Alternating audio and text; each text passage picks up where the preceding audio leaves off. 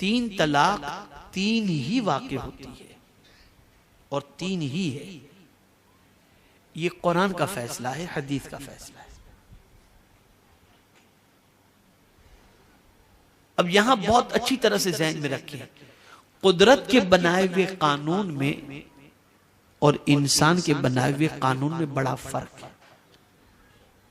इंसान का बनाया हुआ कानून बदल सकता है, कुदरत का नहीं। दलील दे दूं, मेरे रब ने सूरज के लिए एक कानून बना दिया, इतने बजे निकलेगा, इतने बजे गुरूब होगा।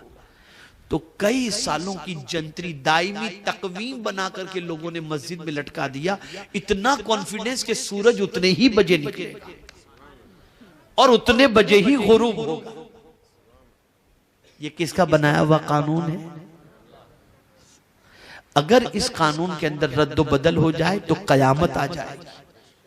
इसलिए कोई भी कुदरत के बनाए हुए कानून के अंदर छेड़छाड़ करने की कोशिश न करे, इसलिए कि ईमान में बनाए हुए कानून 5 साल में बदलते रहते हैं। आज कुछ कानून बना, कल कुछ कानून बना, परसों कुछ कानून बना, आज इसने तोड़ दिया, नई हुकूमत आई तो उसका कानून अलग, उसका कानून अलग। तो मैं एक चीज अर्ज करूंगा कि अपने बनाए हुए कानून तुम तोड़ते हो, तोड़ो, जो भी करना है करो, लेकिन कुदरत के कानून में छेड़छाड़ मत करो, वरना उसके गजब से बच नहीं सकते। उसके गजब को दावत मत दो, इसलिए कि उसका बनाया हुआ कानून जो है ना वो टेम्परेरी नहीं है, परमानेंट है, परमानेंट।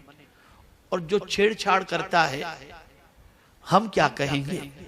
हम तो सिर्फ इतना कहेंगे कि आप अपनी तबाही को दावत न दें, इसलिए कि कुदरत के कानून में छेड़छाड़ करना ये कुदरत के गज़ब को दावत देने के मुतरादिफ है।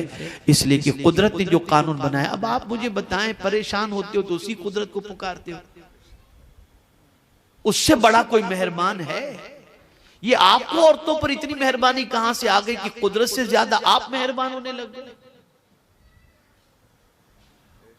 उसने जो मेहरबान कानून बनाया है तो वो जानता है ना कि औरत के लिए बेहतर क्या है, वो जानता है।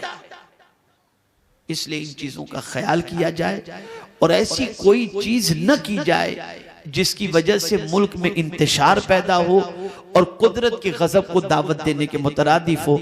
अल्लाह हम सबको और मुसलमानों से मैं कहूंगा कि इस सिलसिले में आप कुदरत की तरफ नजर रखें और उसके कानून ही को फॉलो करना और उसके हबीब के कानून को फॉलो करना, यही हमारी जिंदगी है और इसी में हमारे लिए दुनिया और आखिरत की कामयाबी है।